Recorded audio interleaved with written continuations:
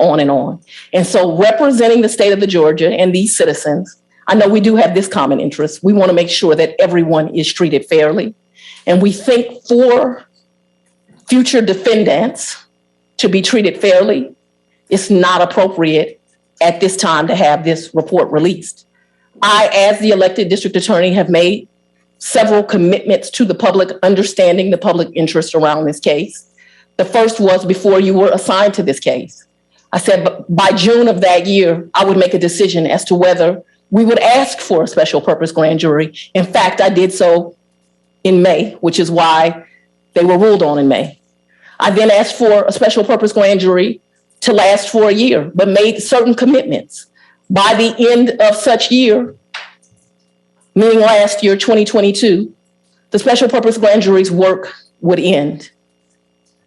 At this time, in the interest of justice and the rights of not the state, but others, we are asking that the report not be released because you having seen that report, decisions are imminent.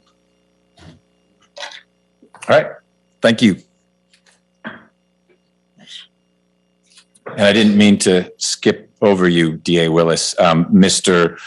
Wade had mentioned that you would be appearing at some point, but that Mr. Wakeford would be the primary spokesperson. So I wasn't sure of the way in which you all were going to present, but thank you for sharing those overview comments. Mr. Wakeford. Good morning, Judge. Good morning. Afternoon. We're afternoon now. How are you doing? Oh, just fine, Judge. Good.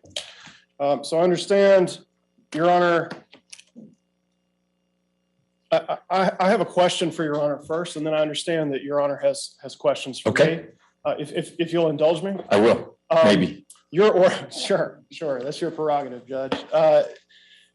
Your order actually calling for this hearing made mention of a certification from the grand jury that they asked that their report be published under OCGA 151280. To my knowledge, standing here, I don't want to make comments about the contents of a report whose confidentiality is the subject of this hearing. Sure. But I am prepared to say that a mention of 151280 is not in the report. Correct. So I'm asking Your Honor what the source of the certification mentioned in your order is. The grand jurors, okay. But so it's not, you're correct, it's not in the report. Okay. It is something that they did after they completed their work. Okay, all right. Thank you, Your Honor. That was one thing I was not able to ascertain. Sure. And I understand you have. You didn't miss anything, nor was I reading between the lines, or there's a footnote that was omitted. Okay, and I understand Your Honor has questions for me. I'm fully prepared to engage in a dialogue if that's the way you would prefer to proceed. Well, let me ask you some threshold questions, because that may help focus the dialogue and also focus the dialogue with Mr. Clyde and Ms. Gaither. I'm trying to understand the basis for the request for non-disclosure. And I'm approaching it from a number of angles. One is the fairly limited scope of secrecy of grand jury work in Georgia. And with that, I'm in particular influenced by the Olson case, where the Supreme Court made plain that their view of the statutory framework for grand juries is that really only deliberations are secret. Now, secret isn't the only touchstone here, but that's what's in the oath, is that deliberations are kept secret. You, had you been present for anything that happened in front of the grand jury, are not bound by any statute or oath to maintain secrecy about anything that happened. None of the witnesses who appeared are bound by any oath. Their oath is simply to provide truthful testimony, not to then not disclose their testimony to the media, their uncle, or anything like that. And grand jurors are bound by their oath only not to discuss deliberations. So unless we, and I believe it's a stretch, unless we somehow stretch to say their final report is their deliberations, then I think we're already outside the statutory realm of what's secret. That doesn't mean something should be disclosed just because it's not secret as part of the grand jury. But going into this, my thinking was everything with the grand jury is secret and there'd have to be an exception. And in Georgia, it seems like it's almost the reverse. It's very different from federal grand jury. And I know I asked you to share some thoughts about how we're going to work with the special purpose grand jurors going forward. And there are lessons to be drawn from federal practice, but not driving our decisions. So talk me through just first this question of secrecy and why, if that's one of the arguments, you think that, well, it doesn't matter what you want to do, Judge, it's secret statutorily, the final report.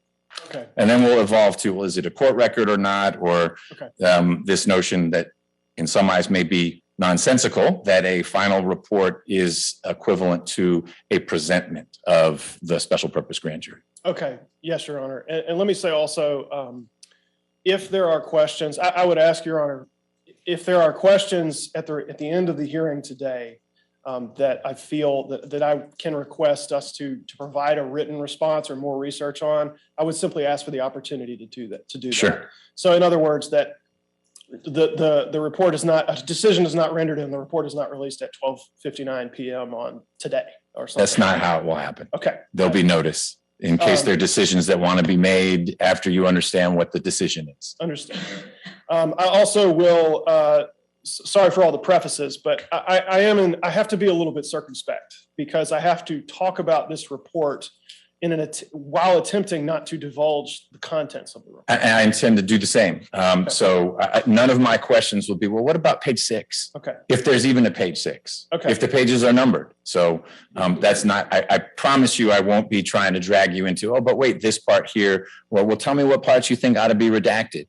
That assumes that I've already decided that some part ought to be made public, and right. I haven't. So we can keep it at the very high level of, and this is not it.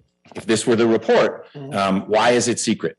So I'm glad to hear that, Your Honor. I just didn't want to try your patience if I keep talking about what the report could be rather than what the report is. But I'm glad you understand the position that we're in. Well, and I think it helps because Mr. Clyde and Ms. Gaither necessarily are having to approach it that way. Right. They don't know what color paper it was printed on. Is it double spaced or what's in it? And I think by you and me having exchanges at that level as well will make it easier for the different perspectives to share their views. Right.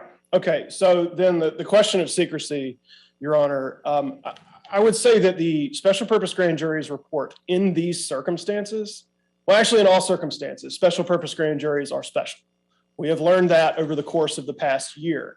As Your Honor referred to at the outset of this hearing, there is precious little litigation on this topic. And exactly they are special. I'm sorry, I'm going to pause you from time to time just because if I don't write my question down, I need to ask it. There are only 2 statutes about special purpose grand juries. And one of them says, use all the other statutes about grand juries unless they somehow conflict. I don't know how they conflict because there's so little in 101, 102. So there are things we know because we look at all the statutory framework for regular grand juries. Same oath, and that oath says your deliberations are secret. Right. Your oath wasn't different if you took one. It doesn't bind you in any way. The witnesses take the same oath, and they're not bound in any way by any sense of secrecy. So yes, special purpose grand juries are different. They last longer. They investigate in a different way. They cannot hand down a bill of indictment or anything like that. But in lots of ways, they're grand juries. And so I think that needs to guide our discussion. And a regular grand jury per Olson, this is the pretty narrow parameters of what's secret, their deliberations. You can't be in there for them. Grand jurors can't discuss their deliberations. But when they're done, here's our indictment, our presentment, whatever it may be. And so I'm analogizing, perhaps mistakenly, and you can help me work through that. When we slide over here, it's a special purpose grand jury. Those grand jurors ought not to talk about their deliberations, but when they're done, what pops out of the toaster instead of an indictment is a final report. Right. I don't see how that's secret based on the statutory framework in which we're working. Again, not dispositive, but you may be able to convince me it is secret because this case or that case, and I know you don't have that case because you would have sent it to me long before, but I'm interested in your analysis. Thank you, Judge. I guess let's start up here then. And then the first point to be made is that special purpose grand juries can be impaneled at the explicit request of the district attorney, the prosecutor. which is in fact what happened in this case. It was impaneled with the request that they investigate certain matters and also be empowered to provide charging recommendations, if any, to the district attorney, who would then not be bound by those recommendations, but could be advised by them moving forward. Right. The special purpose grand jury whose report is Exhibit C of the media interveners filing, which was DeKalb, presided over by Judge Scott. Do you know? I don't, which is why I'm asking. Was that special purpose grand jury convened at the request of Robert James, who would be Ms. Willis's counterpart at that time in DeKalb County? I actually do not know the answer to that question. Okay, that would be an interesting question to answer. But I will endeavor to find out. Okay, me too. But in this case specifically, I think the specialness of special purpose grand juries in some ways points to how individual they are. So in that case, that's a fine example. The ambit of the authority for the special purpose grand jury in that case was to look into a civil investigation. That is not what this case is about. This case, as we have litigated constantly, and as Your Honor has had purpose to look into constantly, has been a criminal investigation at the request of the district attorney. And the report— I'm going to pause you for a sec. Page 6, pursuant to the relevant statutes, on September 7th, 2011, the district attorney, so Robert James, requested that a special purpose grand jury be impaneled. DeKalb, Stone Mountain Judicial Circuit voted to approve, entered an order, and thus was created that special purpose grand jury. So structurally, it's the same or similar. DA James said, I need a special purpose grand jury to investigate something. And as a result of their investigation, there was a report and it was published. Yes, Your Honor. What I'm saying is that in this case, it was requested by the district attorney for the sole purpose of conducting an investigation into possible criminal activity. And that the report, therefore, could consist of several different types of information. There could be a summary of what the grand jury came to find out in the course of its investigation. There could be a list of statutes that the grand jury thinks might have been violated by someone. There could be a list of individuals with accompanying activities that the grand jury believes could have broken the law. It could even get more detailed than that. And so the actual content of the report, I think, gives us some guidance here as to how secret to perceive, or how much respect to provide the secrecy of this report. Because, as Your Honor knows, ongoing criminal investigations have a different understanding as far as court records are concerned in this state. And in fact, records that are part of an ongoing criminal investigation are not subject to public scrutiny. When the district attorney requested that the special purpose grand jury engage in this investigation and provide recommendations if they saw fit, it was as part of an, at that time and at this time, ongoing criminal investigation. If that report contains information, it is for the use of the district attorney per the impaneling order. If that report contains charging recommendations, that is certainly solely for the use of the district attorney.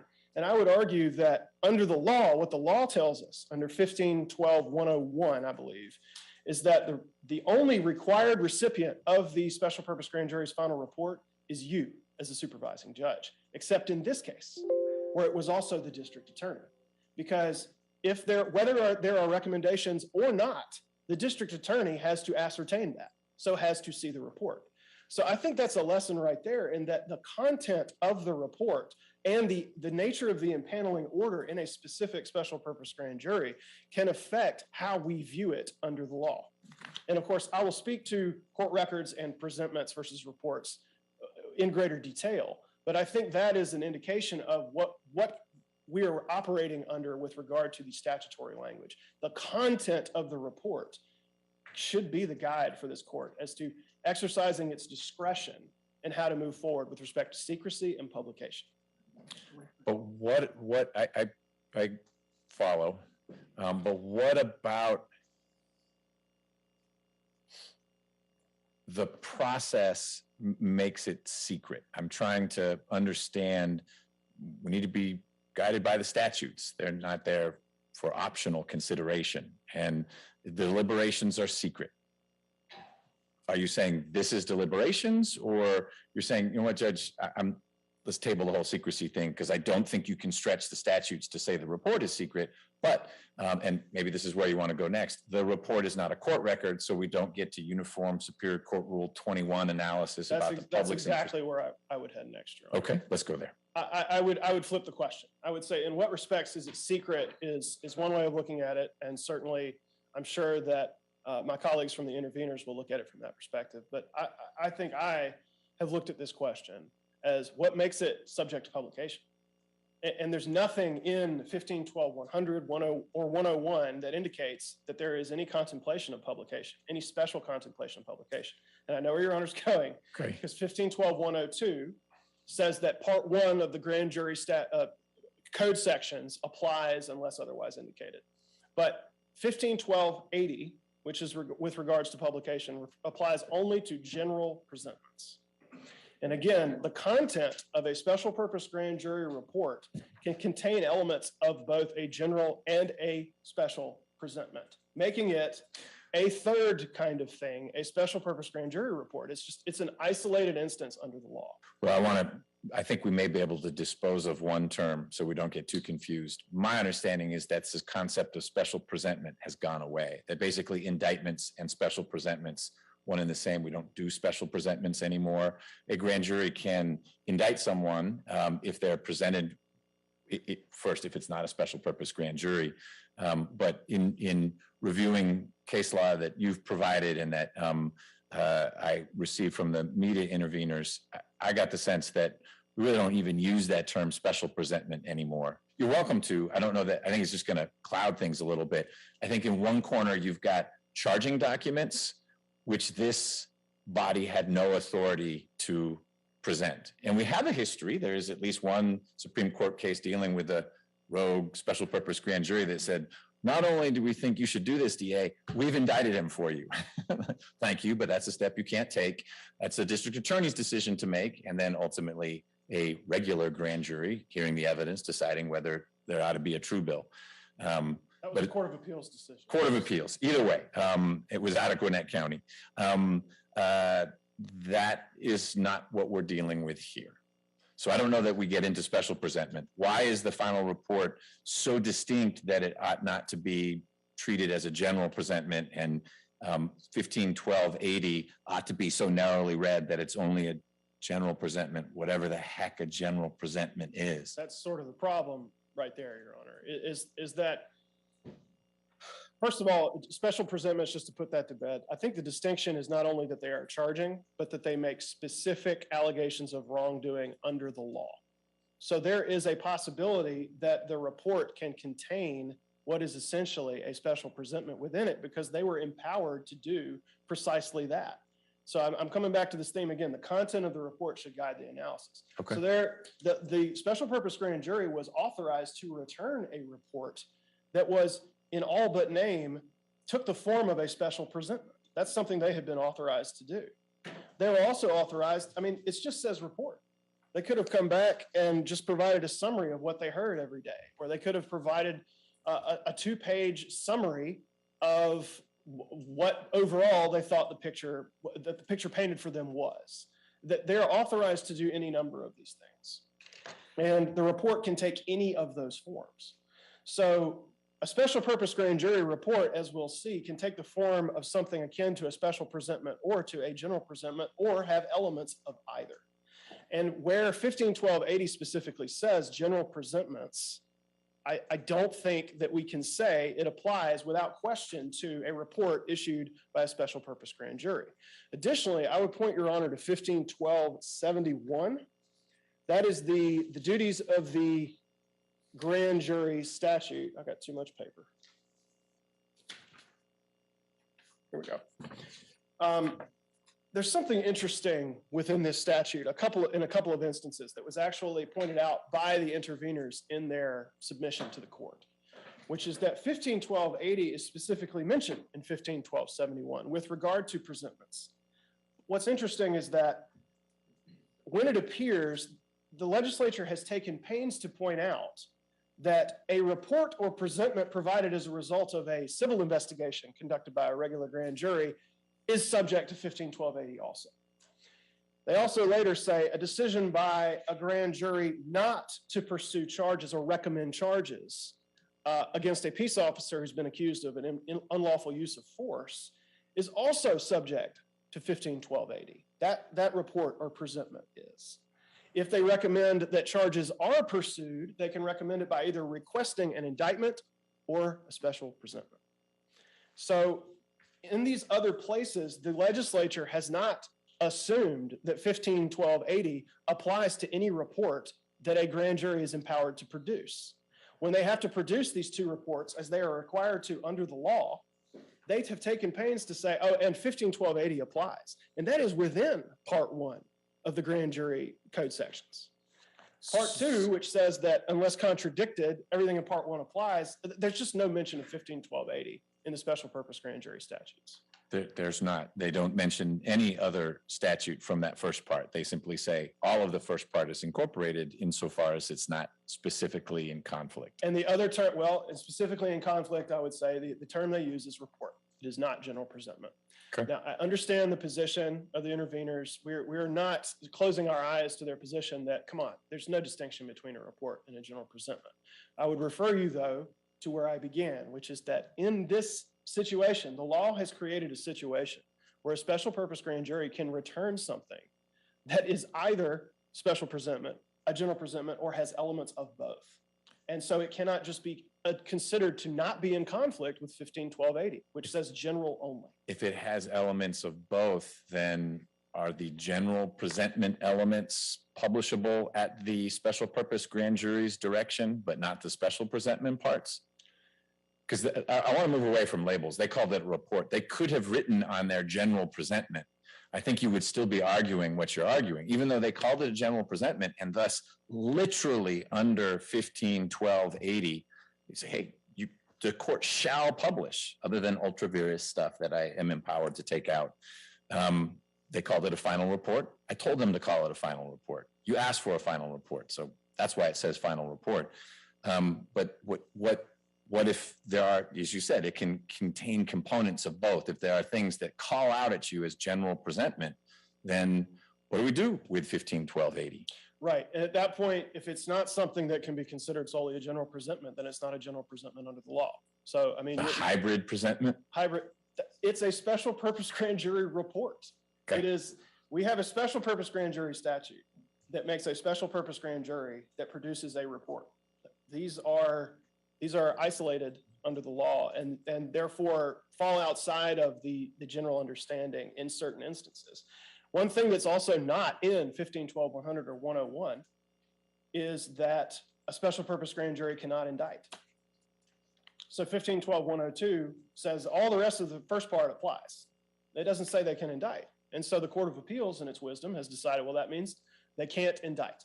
So just because these two statutes are brief and you have the catch-all statute does not mean we are incorporating every single component of Part 1 unless there is something glaringly obvious. It actually takes a lot of analysis to look into this. And I think where the choice of words is report and where the report can take on this sort of strange hybrid form, that you cannot assume that the general presentment as used in 151280 applies to a special purpose grand jury report.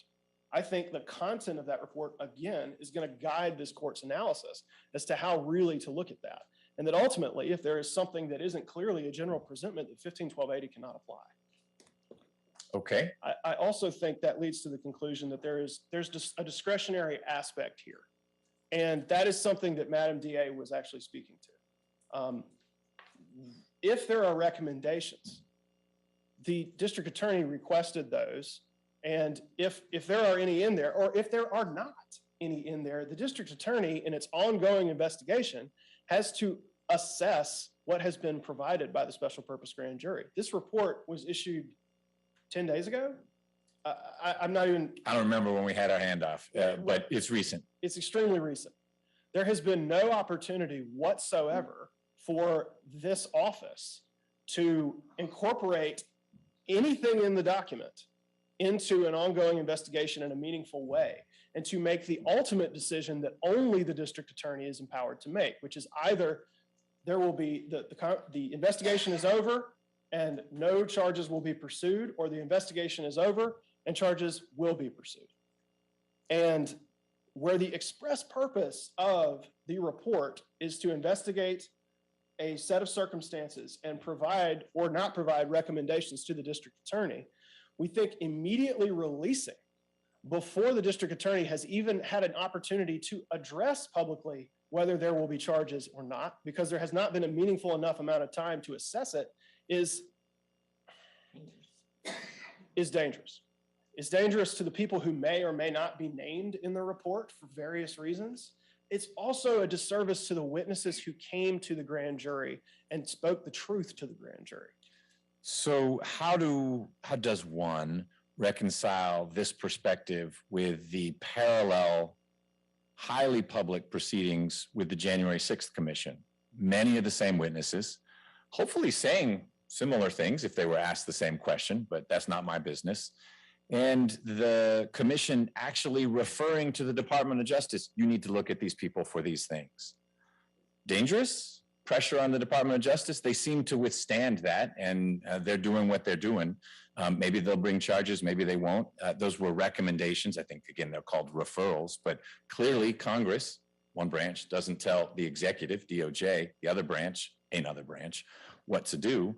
But there was nothing clandestine, secret, tucked into a report that the public didn't get to see about that process. And that's different. That was not a special purpose grand jury. But that is another situation that has been ongoing that I think I need to assess and reconcile with how it's happening here. Our legislature didn't choose to have hearings like that. And so the way the district attorney explored it was through the one means she had, a special purpose grand jury. Parts of it secret, some of it maybe not. But this danger and impact, balance it against the fact that the January 6th Commission seemed to do what it did, and DOJ didn't have to shut down after those referrals came. Well, first of all, they were looking at issues in a different light than the special purpose grand jury was asked to look at them. Obviously, Congress addresses the entire nation. Special purpose grand jury is focusing on Georgia and possible criminal activity within the state of Georgia, or that touches upon the state of Georgia. Additionally, Congress doesn't have to contend with 15, 12, 100, 101, and 102. And I'm not being funny. I mean, like we are traveling under the law here. So Congress, if there's danger created because they are not bound similarly by concerns of grand jury secrecy or traditional secrecy here, I'll put it this way. Congress was going to conduct this investigation because Congress can conduct investigations. That's something it is empowered to do. It was not conducting an investigation at the request of the Department of Justice to provide it recommendations which would inform its ongoing investigation. That's what happened here. Okay. So But I guess the point I'm making through that observation is well, it's two. One, I don't know that you've pointed to any law that says the final report must not be disclosed. Reasons for it, policy reasons, but it may not, must not. I don't think that's what statute or case law says. And so I think it's going to be a balancing, and I don't mean the balancing of Rule 21. We may get there. I'm not saying that's where we are. But I see nothing that says thou shalt not disclose. And so some of the very powerful policy arguments that I've been hearing from you and from the district attorney, well, you need to be thoughtful about lots of stakeholders. You and I both heard the district attorney whisper dangerous, and then you said dangerous. And I was merely observing that a parallel process occurred in Washington, D.C., and the world kept spinning and referrals were made, and DOJ processed that, and they're going to do what they're doing. And clearly they didn't feel like, well, we better do something right now, because very publicly the January 6th Commission referred certain charges against certain people. So if an argument you're making, the district attorney's office is making, no matter who the person is, but that your office is making is, look, it may be post indictment, it makes all the sense in the world to disclose the report. But before then, you're hamstringing an investigation, maybe putting inordinate pressure on someone. I get these things, but that doesn't seem to have caused the wheels to fall off the DOJ bus.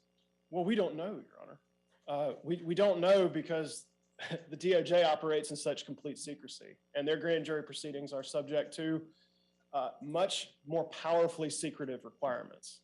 So frankly, we don't quite know the answer to that question. Additionally, Congress's proceedings happened in public. They were nationally televised. They had witnesses come and testify to the entire nation. And then, so when they made recommendations, it was based on information that they were publicly releasing, sometimes live and in living color. Understood, So but this if Fred case- Jones was testifying up there and Fred Jones came down here, I mean, that's the only point I'm making, is that some of this, well, we don't know what happened in the grand jury insofar as there's overlap. I mean, maybe people do, and things, but we don't need to get into that. You've shared with me your perspective on how, I understand it, how January 6th Commission was different, and the fact that they very publicly referred certain charges against certain people to the Department of Justice is sufficiently different that you don't think that there should be a parallel drawn with the concerns here. I would also add, Your Honor, that while by the necessity of the laws governing serving subpoenas in different states, some of the witnesses have been made public, but the public does not know who the witnesses were for the special purpose grand jury. That wasn't my point. I agree. That's not my point at all. I wasn't about to provide a lit. We heard 75. We heard a number, but not names. I was merely observing that the public actually does know a fair number, and some of those names overlapped with the very public presentations to, or refusal to share thoughts and ideas and testimony with the January 6th Commission. We can move past that. Talk to me about court record and Rule 21. Why is this not you may have already answered it because you were analogizing it, I think, aptly to, it's an investigative report. And if a detective wrote a final report saying, I recommend this person be prosecuted for this homicide, that is not something that the public has traditionally enjoyed right of access unless and until it's part of discovery or it's introduced as an exhibit at trial. I think that is exactly how to conceptualize of the report at this time, Your Honor. I also want to highlight a point that you sort of alluded to a couple of minutes ago, which is that the time for this conversation really should be after the district attorney, like what to do with the report, what is the nature of the public or secret nature of the report should come after the district attorney has had an opportunity to state, I am not pursuing charges, or I am pursuing charges, or even I have sought charges and here is the indictment that has been true billed. At that point, the relative stance, the status of everyone involved will be much clearer, and we will have a much better roadmap for how to handle secrecy or publication. So I actually think that this entire conversation will be better handled after that decision is made, which the district attorney began by stating that when she has made assurances as to timeframe, she has held up or exceeded those assurances. But I also want to point to another thing. The statute regarding court records is very specific in that ongoing criminal investigations are not subject to public scrutiny. There is no presumption of public access to those. This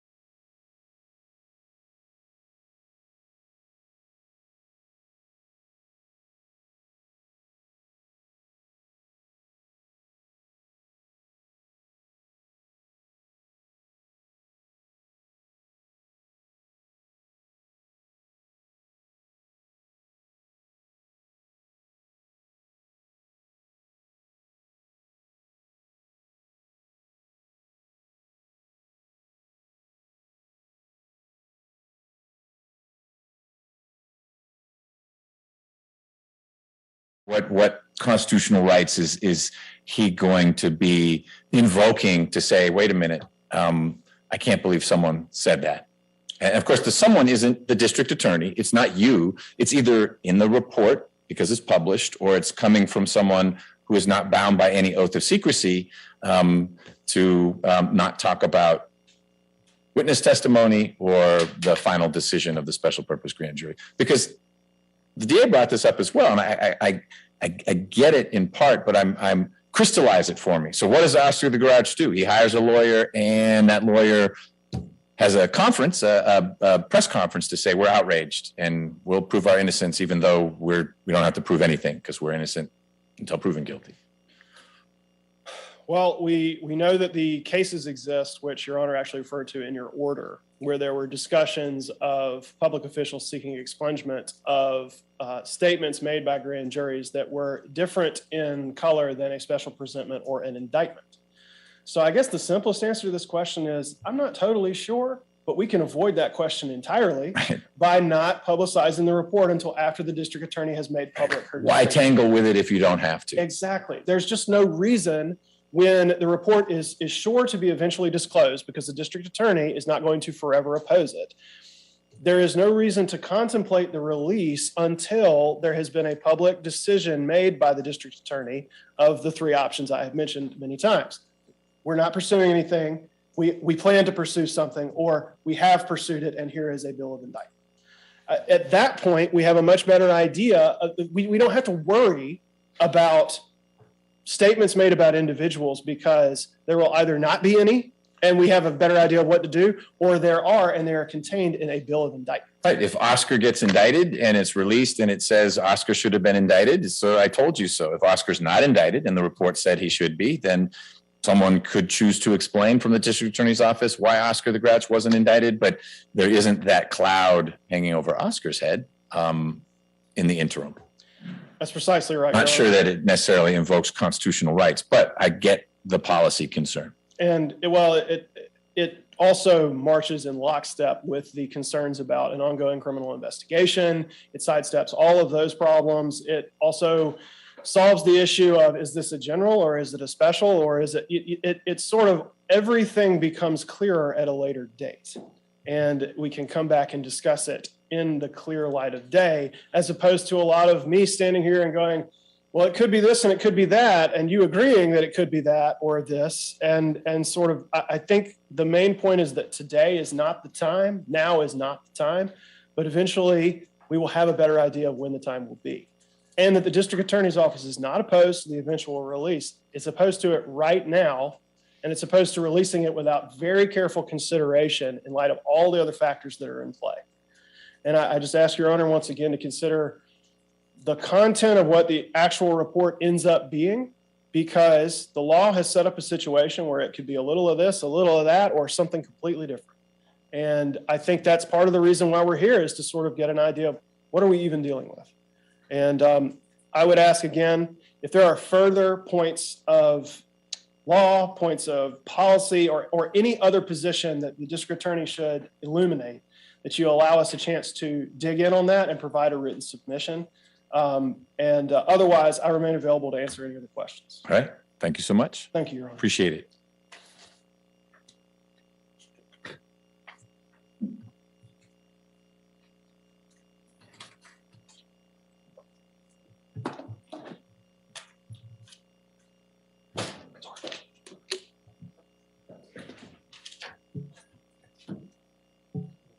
So, Mr. Clyde, your clients are going to get the report eventually. Can we go home?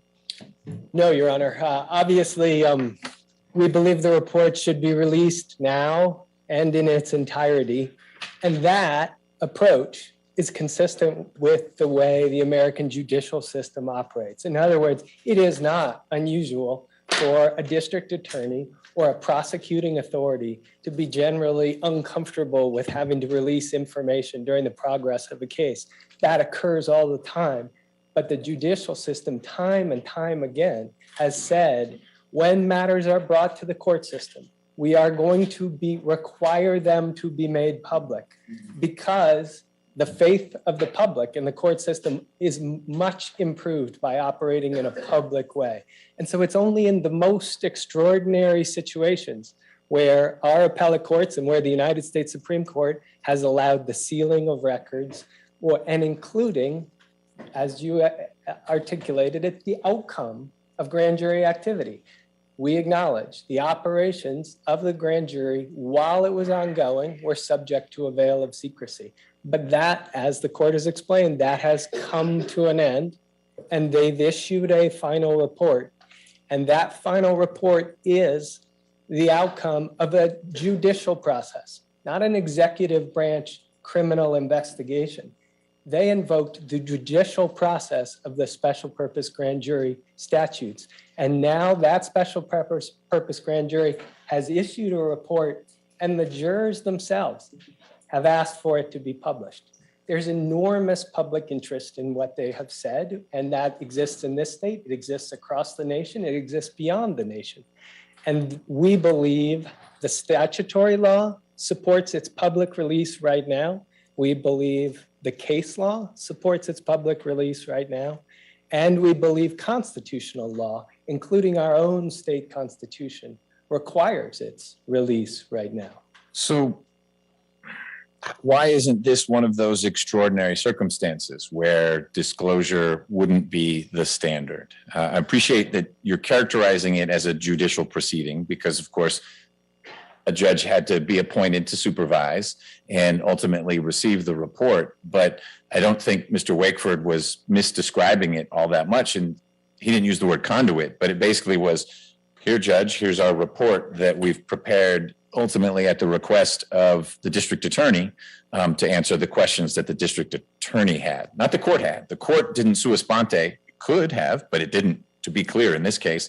We want to know more about what went on with the general election in 2020. That was something that the district attorney asked for, had to pull some levers to do that, judicial levers. Yes. But it was executive branch saying, we want to investigate this. The mechanism by which we investigate it is a grand jury. Okay, that means the courts have to be procedurally, not substantively, but procedurally involved. And then we get our report, we, the district attorney's office, so we can figure out what we're going to do next. How is that? That is how things flowed. And it did pass through a court proceeding because I had to swear the jurors in and whatnot. But it wasn't a trial. It wasn't a hearing. I didn't issue any ruling. So I'm Your Honor, pulling it out of that framework. I'm wondering how you say, no, it needs to stay in that framework, or at least why is it not one of these extraordinary, uncommon situations where it's really not a court record that came out? I haven't filed it. There's nothing that says I need to file it, which is usually when you are invoking, I ask you a bunch of questions, but it's pent up. And so you'll get to answer. Rule 21 kicks in usually because there's something in the docket that your clients can't get their hands on. There's nothing in the docket, and there's not going to be anything in the docket, I guess, unless I decided that something needs to be published, and probably be published by putting it in the docket. There's no requirement that it go in the docket. So there isn't even a court filing that we're talking about. Okay, I'm done. I see that as That was a fire hose. I asked 3 questions, and I'm going to answer them in order. Number 1, I understand your analogy that this is a conduit situation, and I'm going to speak to that. Okay. And then I'm going to speak to why there's really no circumstances. There's none of the extraordinary circumstances that would justify sealing, and why, in the end, this is a Rule 21 document. And so let me start first with this is a judicial process. And I understand Your Honor's point that it was requested by the grand jury, but it's actually an extraordinary judicial process. In other words, that request is made to this court, and this court's, not just Judge Robert McBurney's courtroom, but the Superior Court of Fulton County's power is invoked.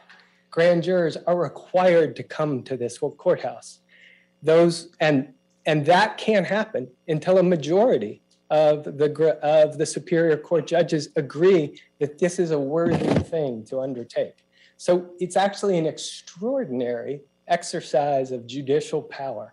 And so I don't think it can be characterized as just we helped out the executive branch. It is fully invoking the judicial branch's power and requiring jurors to come and devote their time and their energy to carry out a purpose for this court system. And that is the kind of environment where the case law says, that's judicial. So the next question you've asked is, all right, well, isn't this one of those extraordinary circumstances? And respectfully, I don't think the state has made any showing of any substance that there's one of those extraordinary circumstances. And let me explain that.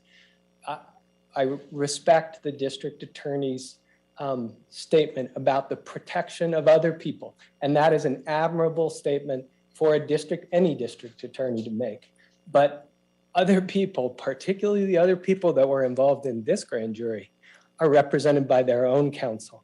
This hearing took place, was widely publicized. Their counsel aren't here.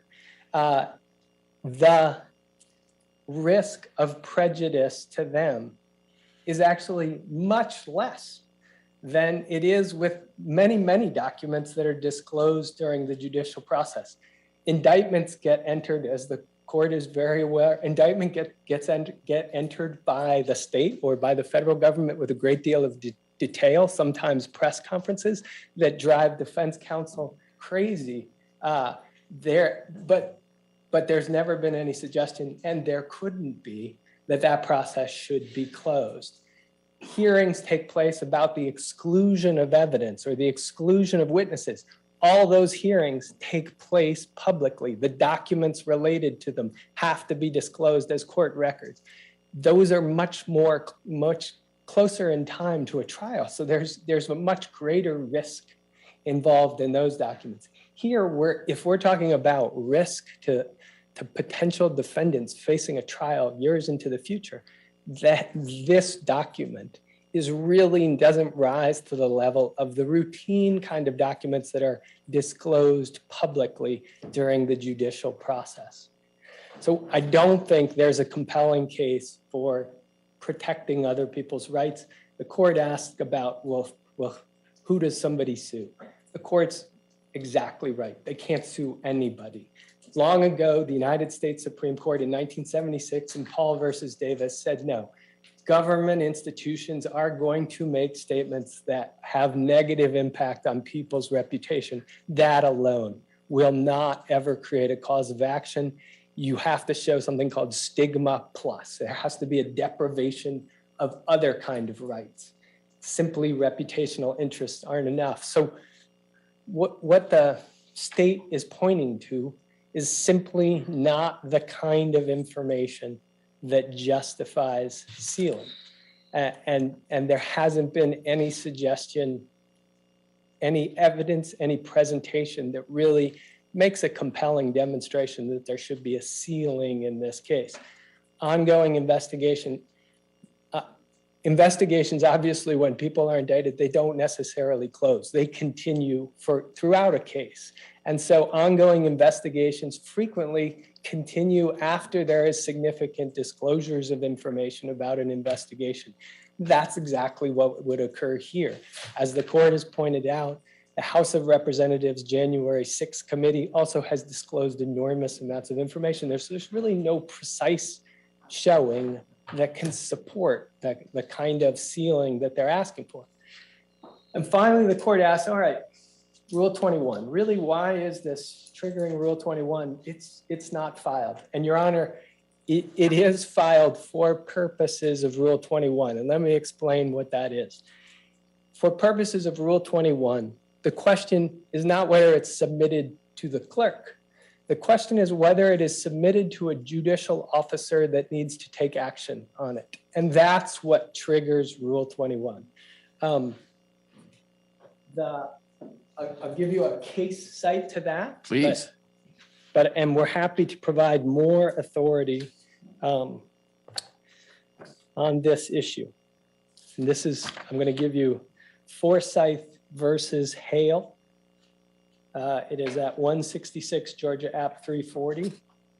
And I'm quoting a part of it here. A paper is said to be filed when it is delivered to the proper officer and by him received to be kept on file. In this case, that special report was by law submitted to you as the supervising judge. Based on that, immediately you had responsibilities. You had to provide it to other judges and everybody to reach a decision about whether this grand jury could be dissolved. There were decisions that had to be made. The power of this court was invoked. The just decisions by you as the supervising judge had to be made. And so overall, it falls exactly within the category of Rule 21. Now, I acknowledge that there is a secrecy with respect that the Gwinnett County grand jury decision recognized there's a line that the records that the grand jury looked at during its ongoing process are not accessible as court records because historically they haven't been. But then the Gwinnett County, the Supreme Court or the Court of Appeals in the Gwinnett County decision, the Supreme Court in the Gwinnett County decision emphasized in that case, that general presentment had to be made public because it was the outcome of their process. And so it was subject to Rule 21, and essentially the same process would apply here. And was that grand jury a special purpose grand jury or a regular grand jury? Because regular grand juries can do general presentments as well. They're empowered to investigate the clerk's office, and they could, not going to indict the clerk, but they could say, hey, we noticed that they use too much paper in their copy machines and we should be more environmentally conscious. Exactly. So the case you're referring to, there are lots of Gwinnett cases, so I'm not necessarily seizing upon the same one. Was that a special purpose grand jury in which the Supreme Court said that, I know they used the term general presentment, and we'll talk a little bit about report versus presentment, but setting that aside, they were saying that special purpose grand jury's general presentment must be made public because it is effectively a filing. Correct. And it was a general presentment from a grand jury and in a civil context. And I'm talking about the 2008 In Re Gwinnett County grand jury case. Okay. Justice Benham held that that document was subject to Rule 21. And we would submit the same thing the same conclusion would be reached with respect to the final report. Your Honor has, and I understand the questions relating to 15-1280, and we're eager to address that. But one of the things that I want to emphasize, and I think from the court's questions, you fully understand this, but those are two independent bases for the disclosure of the report. No, they are, and I pressed Mr. Wakeford on them because it's sort of mounting pressure, if you will. The grand jury itself said you need to publish it, and if one travels to 15-1280, actually is a shall. There are not a lot of statutes that say the court shall. That's the court shall, and I've learned what that means. If it applies, if 80 applies, but I appreciate that is a separate basis. If I were to find that the final report is effectively a Rule 21 filing, then Rule 21 and all the case law that you and Ms. Gaither cited that talk about the competing interests, and it really is extraordinary and exceptional not to disclose something that would fall under or within Rule 21's ambit. So that would be a separate and compelling reason if I were to find that the final report is a Rule 21 filing. Exactly, Your Honor. And if I may add one item to your desk is today we're also going to provide the court with another example of a special report that was published. This is a copy. I'm going to provide a copy to you in just a moment. It involves the Gwinnett County Grand Jury, and it is from 2009. It was them looking at land transactions. And Judge Clark, at the end where I put that map, you may. Where I put the blue tab, is where Judge Clark has ordered this special purpose grand jury report to be published in the legal organ. So it is an example, and I would say that just as, in a sense, I would think that the two special purpose grand jury reports that are before the court are in a sense examples of the two ends of the spectrum. Obviously, in the DeKalb special purpose grand jury, they recommended prosecutions of named individuals. And that was disclosed and published by Judge Adams in the DeKalb situation. In the Gwinnett situation, this is a grand jury that found a great deal of discomfort and criticized various aspects of the land purchasing decisions made by Gwinnett, but generally is not recommending prosecutions, is moving in the other direction. But in both cases, they were published in their entirety at the direction of the supervising court judges. And in both cases, these are special purpose grand juries.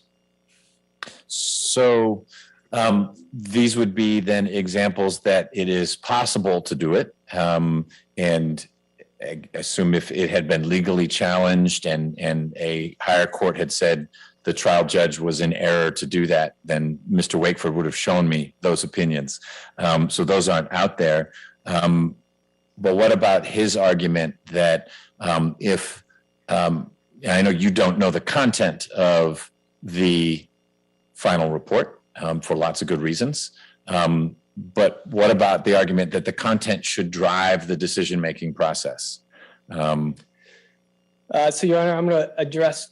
Or did I interrupt you before you got all the? But you raised another issue that I'd like to just cover, and then I will directly answer that question. Okay. With respect to the DeKalb special purpose grand jury, and the court may already be aware of this. Yeah, full disclosure, I was a brand new judge, and all of a sudden, Mark Scott, defendant, was in front of me. There was a whole lawsuit that came out of DeKalb about not handing over that report to the rest of the bench, and so I'm a little familiar with how that was. Nothing about publication. That was news. I understand. I wasn't interested in whether it was made public. I was interested in getting Judge Scott out of my courtroom. And the only thing I wanted to point out is Burrell Ellis is ultimately prosecuted for perjury in the aftermath of that special purpose grand jury based on his testimony that was presented at that special purpose grand jury. He's prosecuted. He is he's convicted at trial, and he ultimately on appeal, parts of his conviction are affirmed, parts of it are reversed. But there's nowhere in that opinion, and that opinion does recount the history of the special purpose grand jury, that it is any way critical of the release of the report, nor did Burrell Ellis and his counsel ever make any argument that the release of the report somehow put him in an impossible position at his trial. Obviously, as the court has pointed out, there hasn't been a decision directly on point with the issues that we're taking on today. But it is an example of somebody who was prosecuted in the aftermath of the release of a report, and it never rose to the level of an issue worthy of appeal. Then, Your Honor, I'm going to address, I apologize, I'm having trouble remembering the. It's all right. It was the question, Mr. Wakeford was making the argument that we could, when I was exploring report, special presentment, general presentment, that really depends on the content of the document. And the more it is like a special presentment, the more it is something that is an investigative tool for the district attorney, as opposed to a general report on here's the things we learned and saw and whatnot. That would militate towards not disclosing now, because it's much more like a detective's homicide report. That's not a court filing. That doesn't get filed with the court, but that's someone thinking long and hard about, should the district attorney bring charges against someone for killing someone? And Your Honor, in terms of suggesting to the court that it has discretion to make independent judgments about what should be public and what shouldn't be public, I do not believe that that discretion exists in anything other than the law of Rule 21 and the law of essentially expungement of ultra vires activity. In other words, what do we believe the case law supports? we believe that the court is within its rights to read the report if this grand jury, and occasionally that happens, if this grand jury has gotten outside the ambit of its mandate and made statements that have nothing to do with what its actual role was, that is appropriate for expungement. We aren't arguing, we aren't disputing that. We only note that by implication suggests everything within the scope of their mandate is supposed to be made public. The second part is, does the court have authority to seal under Rule 21? Absolutely, it does. But it has to meet the Rule 21 standards. And there's the argument that has generally come from the state today is it is uncomfortable, this report being released until we've made these decisions. And I don't fault the expression of discomfort or I fully understand it. I think it is a reasonable concern to raise, but if I find that we're within the realm of Rule 21, it's just not one that weighs real heavily in the scale, as I understand the analysis that higher courts have performed. So one doesn't ignore it, but it's a lighter weight than the public's interest and the general presumption that court filings are to be made public. And Your Honor, I guess we would say it's not just a lighter presumption, it doesn't meet the standard. In other words, the discomfort of the prosecuting authority in disclosing court records isn't enough to make them sealed. It has to be significant, identifiable evidence that's going to cause a problem.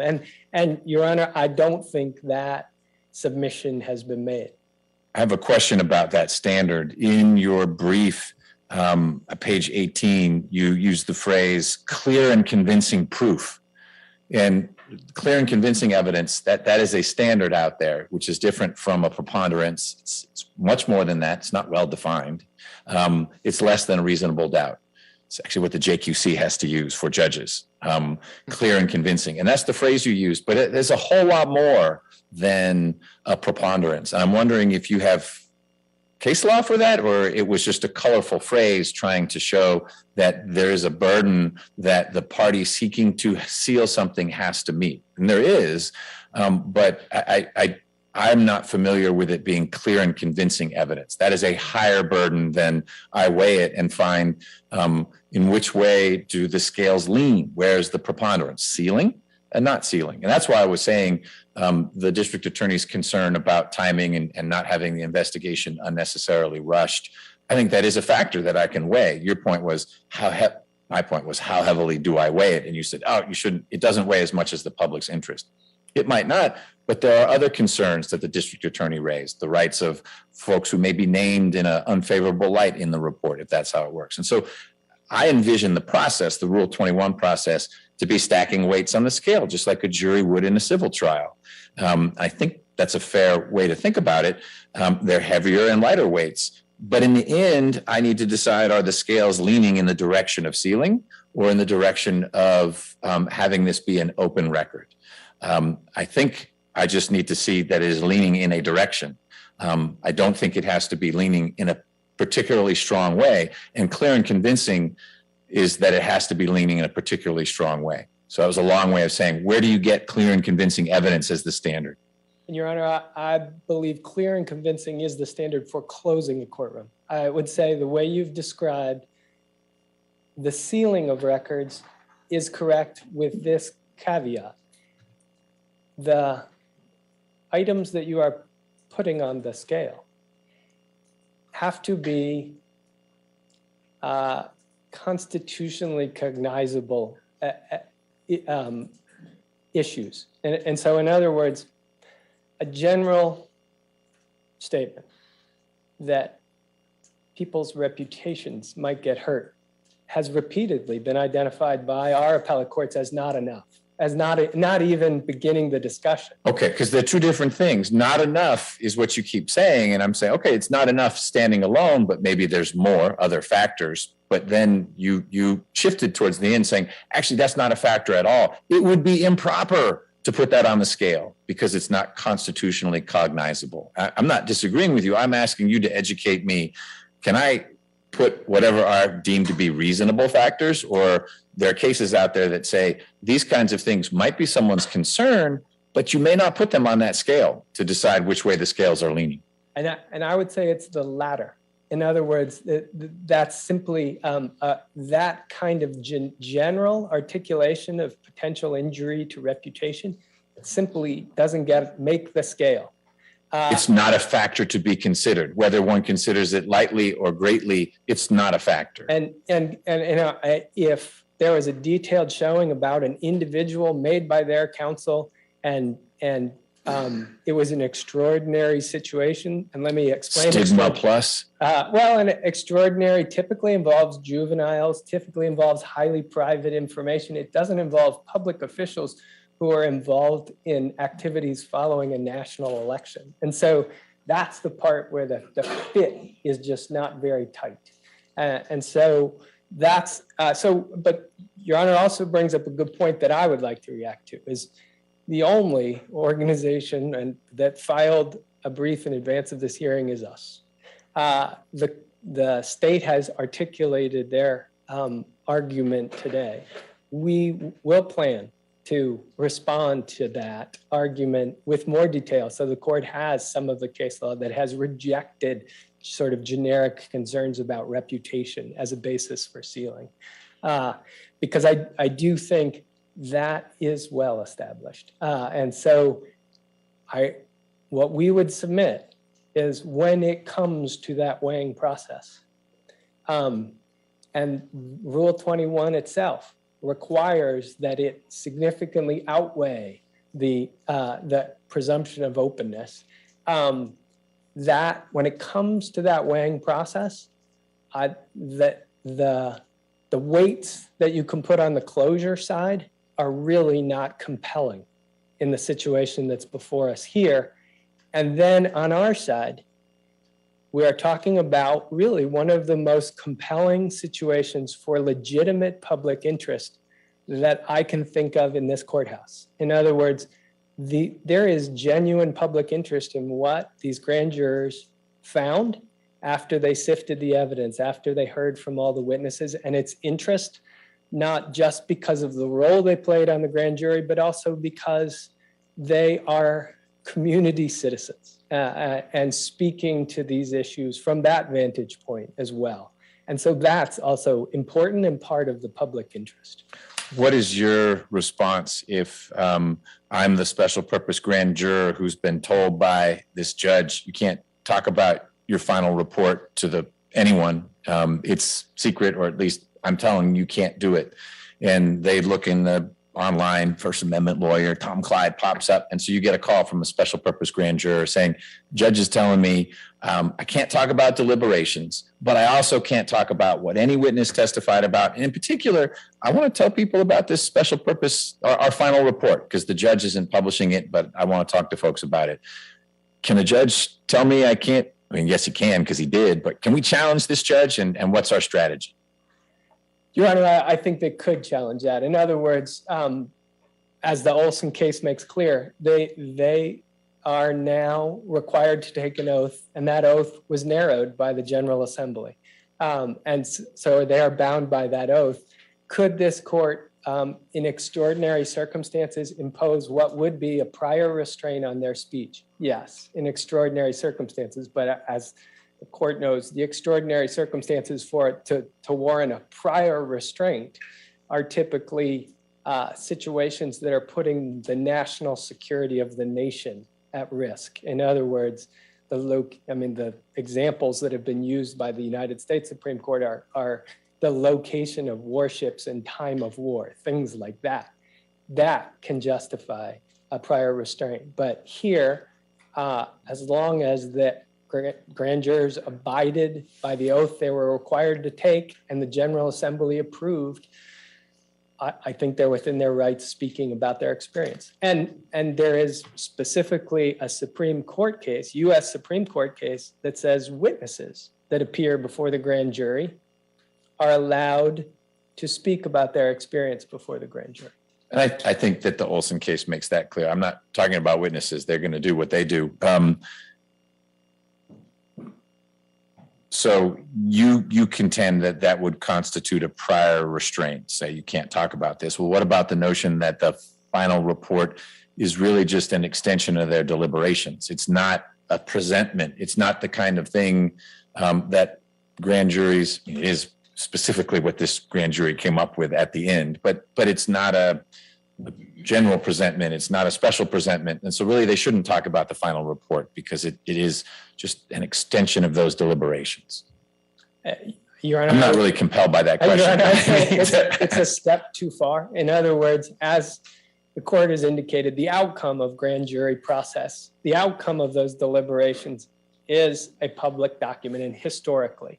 And so that process of the deliberations end and an outcome gets rendered to the court system is a significant and important step in the process. But I don't think you could seal the final report as being a part of their deliberations. And candidly, I think the statement by the special purpose grand jurors that they wanted their report published speaks to that. I don't think they see it as an exposure of their deliberations. They see it as this is the judgment, and I've read it, but they see it as this is the judgment, or the judgment that we've reached. And that's what the court system historically said, that document becomes public. Your Honor, unless you have other questions, well, I will not take any further of your time, but what we would propose is that just as Judge Adams did in DeKalb, that you order that the report be filed with the clerk's office, and I think the expression he used was spread among the minutes of the court, and that it be published pursuant to 15-12-80. All right. Ms. Gaither, anything you want to add? Did he cover it? No, Your Honor, he did a pretty good job.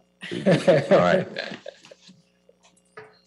Mr. Wakeford, I've seen the Post-it notes flying in your direction. So why don't you come on up here and let me hear any brief rebuttal you may have. Brief, right, Your Honor? Well, that's what the lawyers always say. And 30 minutes later, we're still hearing it. No, I'm interested in what you've got to say in response.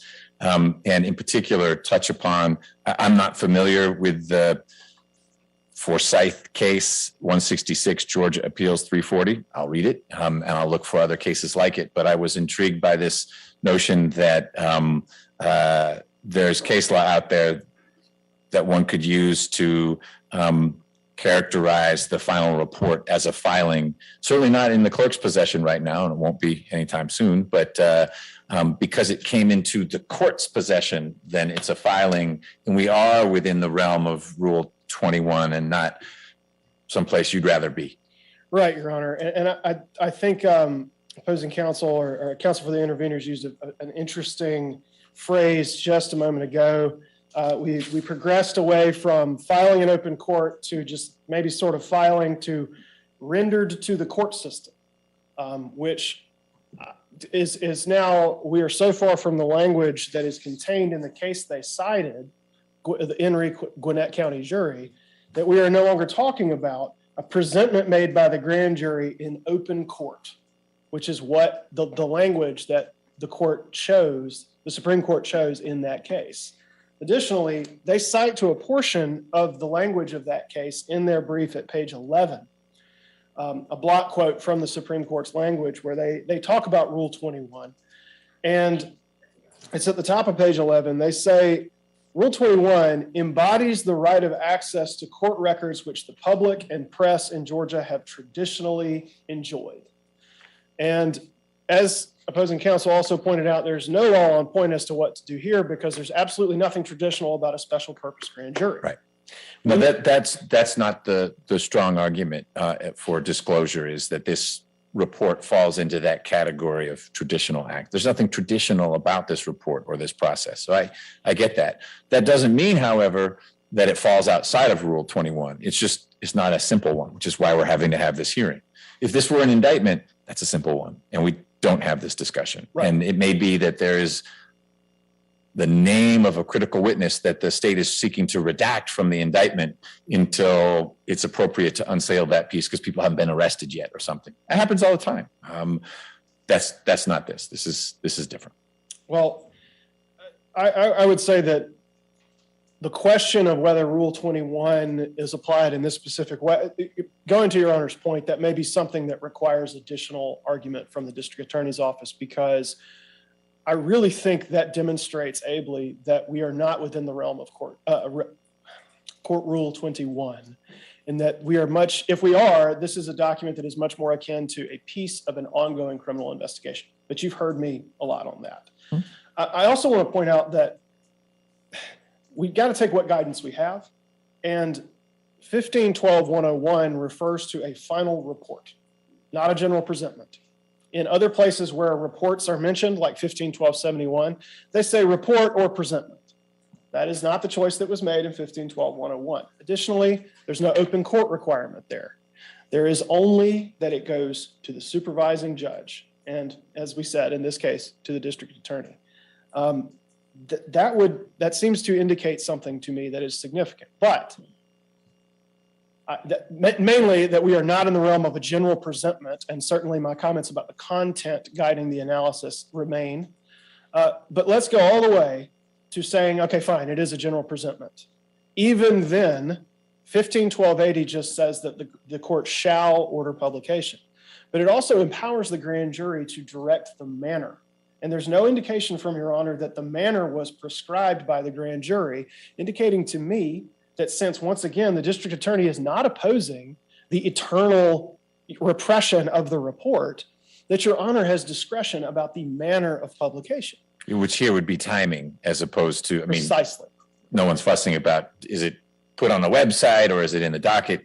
It's really all about the clock. When does it go to whatever place that would be? Precisely, Your Honor. There could be conversations about specific portions, depending again on what the content of the report is. But really, going back to where we began, this is about time. Yes, Your Honor. That is exactly correct. And since the grand jury's preference has been afforded great weight, as it should be, and I'll take this opportunity to say, the district attorney's office, as I'm sure Your Honor is, are enormously grateful to these citizens for the really above and beyond contribution of their time, energy, and efforts to this process.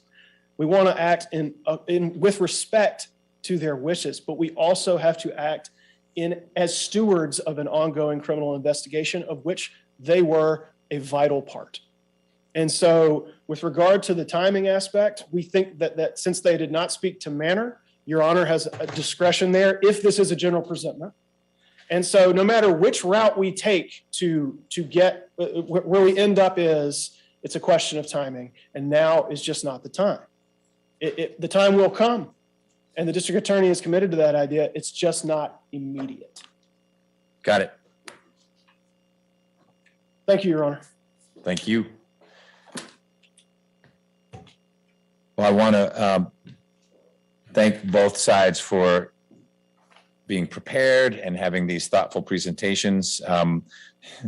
This is not simple. I think the fact that we had to discuss this for 90 minutes shows that it is somewhat extraordinary, Mr. Clyde. Partly what's extraordinary is what's at issue here, the alleged interference with the presidential election.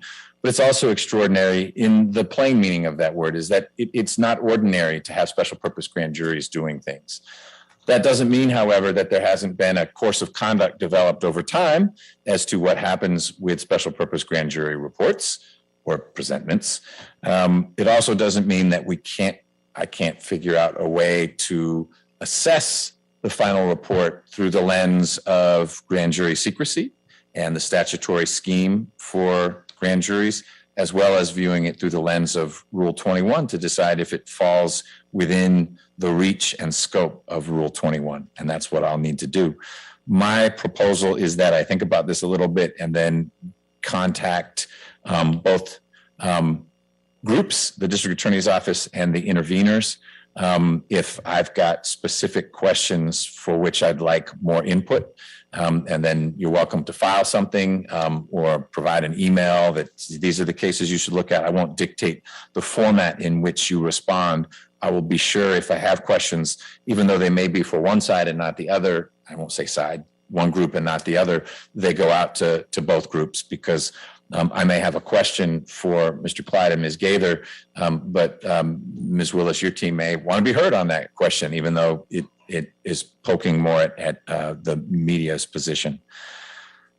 As I said early on, there'll be no rash decisions. There's not going to be an order that pops out with no notice and attached to it is the report. There'll be an order if there's going to be disclosure that perhaps says this is when it would happen so that both sides have a chance to react and take whatever steps they'd want to take in light of an order that says this is going to happen a little ways down the line. So no one's going to wake up with the court having disclosed the report on the front page of a newspaper.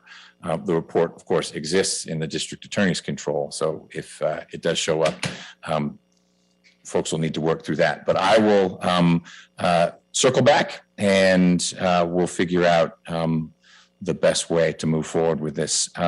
Ms. Willis, anything else from the district attorney's side? No, thank you for allowing us to be heard today. Thank you for being here, all your team. Mr. Clyde, anything else on behalf of the interveners? Your Honor, can I speak just very briefly to one of the last things that you mentioned?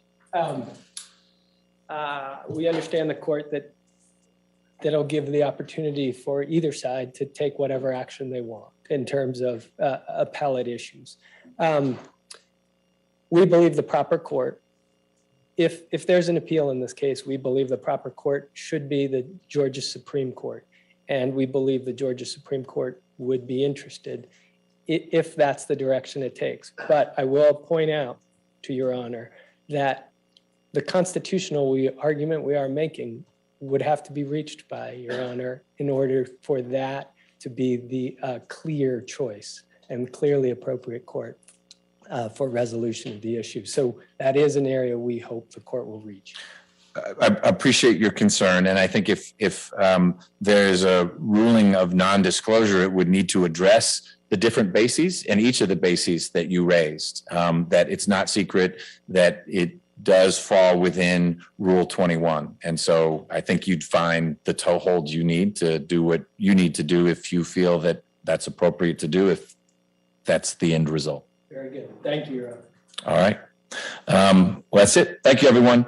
I need at least Mr. Wade or someone. You're welcome to stay, Ms. Willis, but I don't think you need to for the we have a logistical conversation about something. Thank you.